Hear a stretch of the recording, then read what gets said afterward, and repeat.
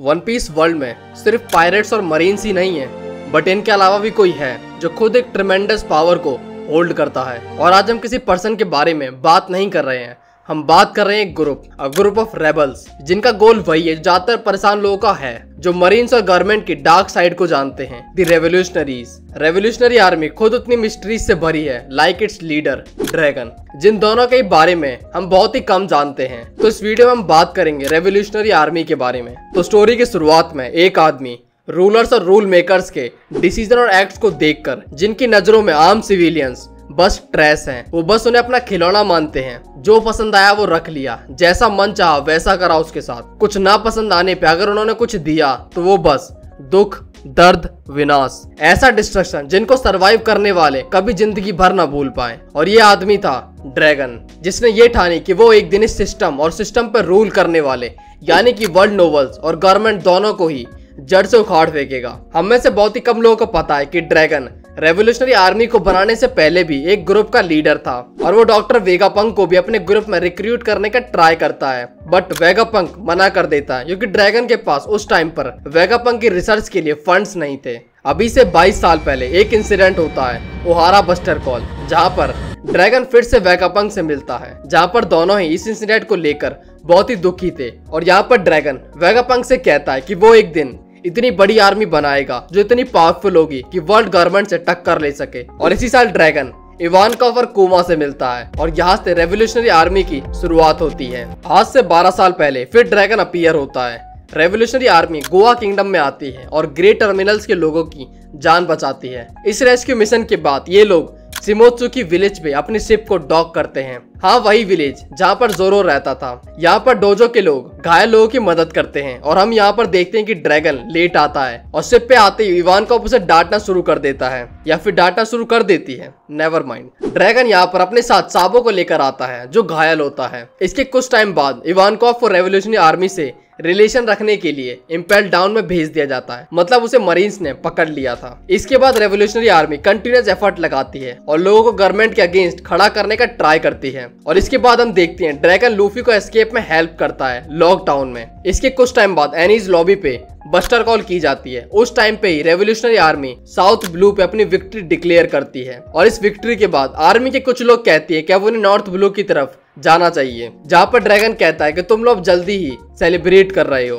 और आगे impale down के टाइम लूफी के बारे में पता लगने के बाद इवानकोव उसकी हेल्प करता है। और इसी टाइम पर दूसरी तरफ टेक्विला वुल्फ में रेवोल्यूशनरी आर्मी स्लेव्स की मदद कर रही होती है उन्हें फ्री कराने के लिए, जहाँ पर उन्हें रॉबिन मिलती है। जिसके बाद रॉबिन को बताते हैं कि वो रॉबिन को 10 साल से ढूंढ रहे थे, और यहाँ पे रॉबिन को लूफी के बारे में ही बताते हैं। और यहाँ पर मरीन फोर्ड वॉर के इंसिडेंट के बारे में साबो भी न्यूज में पढ़ता है कि ये मर चुका है, और इस शौक से उसकी याददाश्त वापस आ जाती है। और इसके आगे वो डिसाइड करता है वो लूफी को प्रोटेक्ट करेगा। और यहाँ पर ड्रैगन भी लूफी से अपने कनेक्शन को एक्सेप्ट करता है। अब सभी को ड्रैगन की आइडेंटिटी पता चल चुकी थी कि वो लूफी का बाप है और गार्प से भी उसकी रिलेशन है। यहाँ पर ड्रैगन इवानकोव से कहता है कि सारा रेवोल्यूशन इस बात पे रिलाई करता है कि लोग लीडर को भी जाने और उससे कनेक्ट कर पाए। और व्हाइट बेड के मरने के बाद अब पूरा पावर सिस्टम हिल चुका है, तो हमें सभी रेवोल्यूशनरी लीडर्स को इकट्ठा करना होगा। और ड्रेस रोजा में हम साबो को देखते हैं, जो वहाँ पर कोआला और हैक के साथ आया था इन्वेस्टिगेशन करने के लिए वेपन ट्रेड की, जो पूरे दुनिया में भेजे जा रहे थे। और इनकी वजह से वॉर के नंबर बढ़ते ही जा रहे थे,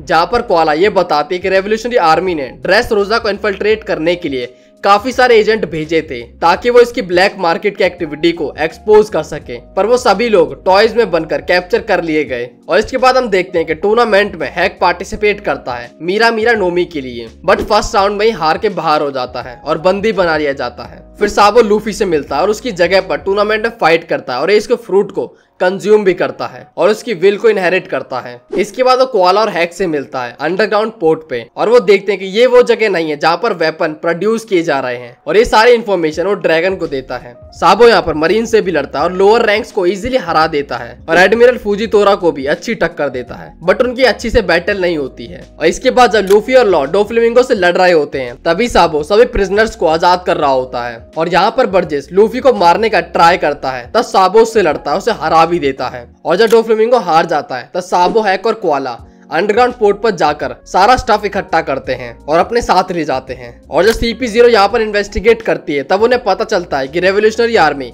यहाँ से सारा का सारा एविडेंस ले जा चुके हैं। इसके बाद साबो, कोआला और हैक बाल्टिको बेस पर वापस जाते हैं, बट उनकी शिप में बुर्जेस भी होता है जो अपने क्रू को लोकेशन बता देता है और ब्लैक बियर्ड पायरेट यहाँ पर अटैक कर देते हैं और वो इस आइलैंड को तबाह कर देते हैं। बट यहाँ पर रेवोल्यूशनरी आर्मी और ब्लैक बियर्ड के क्लैश के बारे में कुछ भी नहीं पता हमें। बाल्टिको से निकलने के बाद रेवोल्यूशनरी आर्मी मोमीरो आइलैंड को अपना बेस बनाती है और यहाँ पर ही अपनी मीटिंग अनाउंस करती है, जहाँ पर ड्रैगन, साबो और कोआला बाकी ऑफिसर्स का वेट कर रहे होते हैं और इसी दौरान आर्मी के 4 कमांडर लुलिसिया किंगडम की हेल्प कर रहे होते हैं। आगे रेवोल्यूशनरी आर्मी अपने प्लान को आगे बढ़ाती है और वर्ल्ड नोबल्स के ऊपर वॉर डिक्लेयर करने का डिसाइड करती है, जहाँ पर साबो, करासु, लिंडरबर्ग और मोरले मरीसवा को इन्फिल्ट्रेट करते हैं। वहाँ पर वो कुमा को एक स्लेव की तरह देखते हैं और उन्हें बहुत ज्यादा गुस्सा आता है ये देखकर और उसे आजाद कराने का वो डिसाइड कर लेते हैं। लेवली के 4th डे पर साबो और क्रू फुजितोरा आरामाकी से एंगेज करते हैं टू रेस्क्यू कुमा और इस फाइट में कमांडर्स अलग हो जाते हैं, जहाँ पर करासु फुजितोरा से फाइट करता है और मोरले आरामाकी से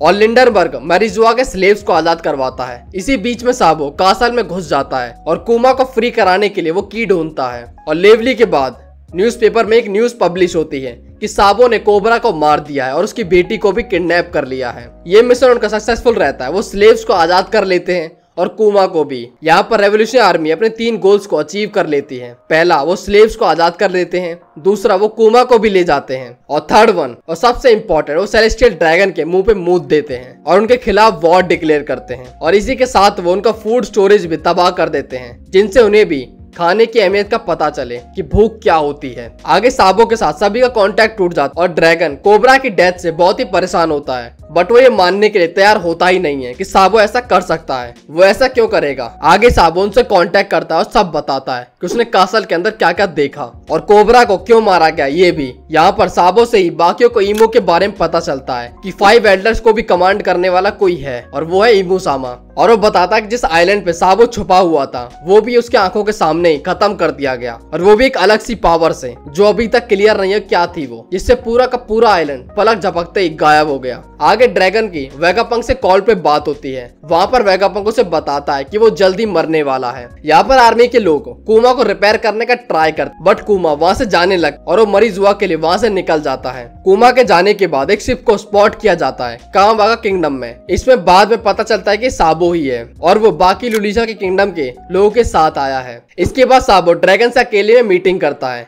और उसे सब कुछ बताता है कि उसने लेवली में क्या क्या पता चला। रेवोल्यूशनरी आर्मी जल्दी वन पीस वर्ल्ड में एक इंपॉर्टेंट ग्रुप बनने वाला है। वो एक रेवोल्यूशन शुरू करने के लिए रेडी हो रहे हैं और शायद उनके पास एक रोड पोनीग्लिफ्स भी है, लेकिन इसके बारे में हमें बहुत ही कम पता है, जैसे उसके मेंबर्स और वो कैसे काम करते हैं। ये इन्फॉर्मेशन मोस्टली डेटा बॉक्स और SBX और बाकी सोर्सों से आई हुई है। तो चलिए पहले इनके बारे में जानते हैं। पहले समझते हैं कि रेवोल्यूशनरी आर्मी किस तरह से ऑर्गेनाइज्ड है। योंको क्रू की ही तरह उनके पास कमांडर ऑफिसर्स की एक हायरार्की होती है। सबसे ऊपर है supreme commander monkey D dragon, उसके बाद 2nd नंबर पे है साबो और उसके बाद आते हैं 5 कमांडर्स जो 4 ओशन और ग्रैंड लाइन को देखते हैं। हर कमांडर के पास एक डिप्टी ऑफिसर होता है। तो सबसे पहले हम शुरू करते हैं। नंबर 1 पे है the legend monkey D dragon. उसकी उम्र है 55 साल और वो ईस्ट ब्लू से है। वो गोवा किंगडम में ही रेज हुआ है लूफी की तरह, लेकिन लगता है कि उस किंगडम के करप्शन ने उस पर गहरा इम्पैक्ट छोड़ा। उसके पास और लीनेज के बारे में ज्यादा कुछ तो नहीं पता है अभी, लेकिन बस ये पता है कि सेलेस्टियल ड्रैगन और गार्ब के साथ उसका किसी तरह का रिलेशन है। ड्रैगन भी रोजर के एग्जीक्यूशन के टाइम पर वहाँ पे था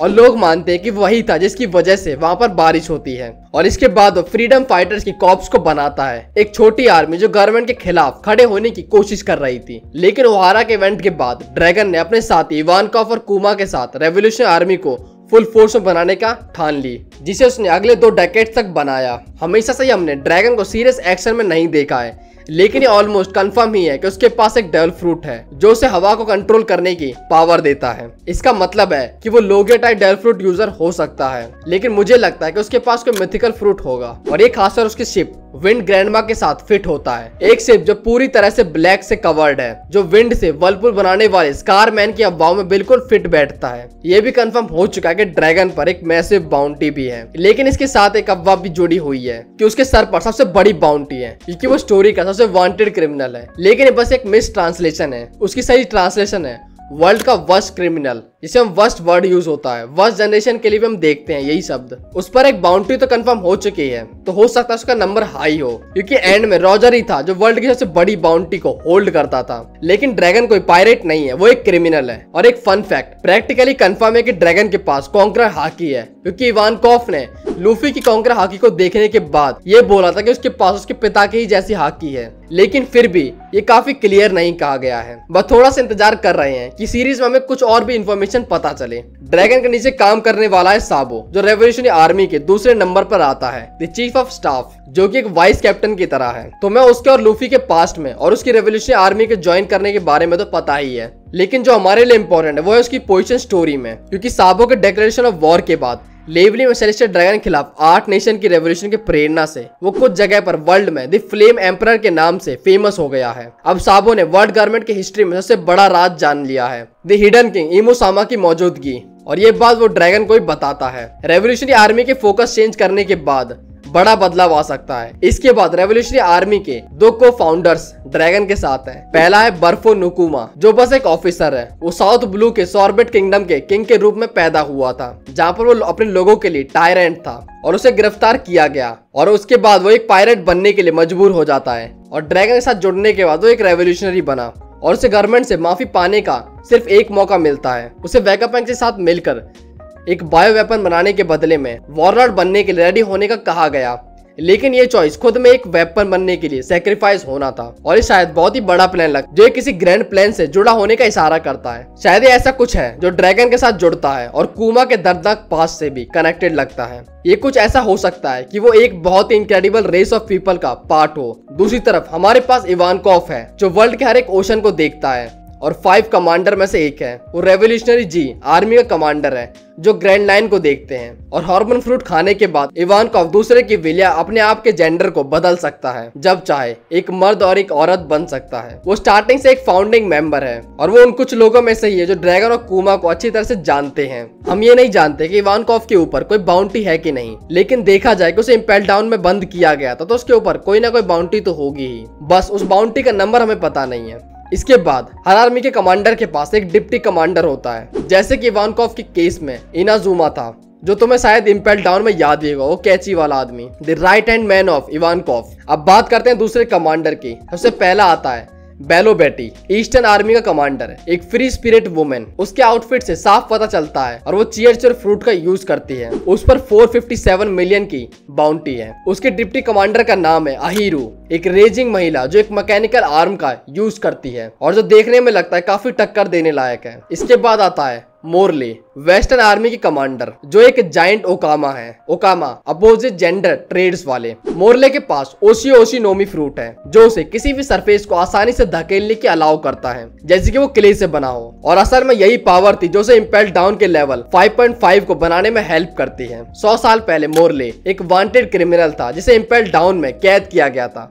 बट मोरले अपनी पावर का यूज करके टनल बना के वहां से भाग गई और यही टनल लेवल 5.5 बनी। मोरले के भागने के बाद वो हिस्ट्री की पहली पर्सन थी जो उस प्रिजन से भागी थी, और वो सीकी से ही पहले भागी थी, लेकिन गवर्नमेंट को इसके बारे में पता ही नहीं है। मोरले के सर पे 293 मिलियन की बाउंटी है। मोरले के डिप्टी कमांडर का नाम है ओशियानो। इसके बाद आता है लिंडरबर्ग, साउथर्न आर्मी का कमांडर, एक कैट मिंक, जिसकी टेक्नोलॉजी की समझ एक्सेप्शनली बहुत ही स्ट्रॉन्ग है। उसने एक जेट पैक भी बनाया है जो उसे उड़ने में मदद करता है। उसका नाम चार्ल्स लिंडरबर्ग के नाम पर रखा गया है, जो एक फेमस एविएटर था। उसकी बाउंटी है 361 मिलियन बेरीज। और उसके डिप्टी कमांडर का नाम है गैम्बो, जो एक बंदा है अंडे जैसा दिखने वाला। उसकी बड़ी बड़ी मूछें हैं जो उसके नाम से रिजेंबल करता है। गैम्बो गैम्बलिंग जैसा ही लगता है। अंत में हमारे पास है करासू, नॉर्थर्न आर्मी का कमांडर। करासू डरावना सा लगता है और चुप रहने वाला बंदा है, लेकिन कहा जाता है कि वो बहुत ही ज्यादा काइंड सोल है और वो चैरिटी वगैरह भी बहुत ज्यादा करता है और लोगों की मदद करता ही रहता है। लेकिन उसे अपनी भावनाओं को सही से कम्युनिकेट करना नहीं आता है, खासकर उस मास्क के साथ जो वो हमेशा पहन के रखता है। लेकिन उसके पावर्स के बारे में सबसे मिस्टीरियस बात यह है कि वो अपने शरीर को कई क्रोज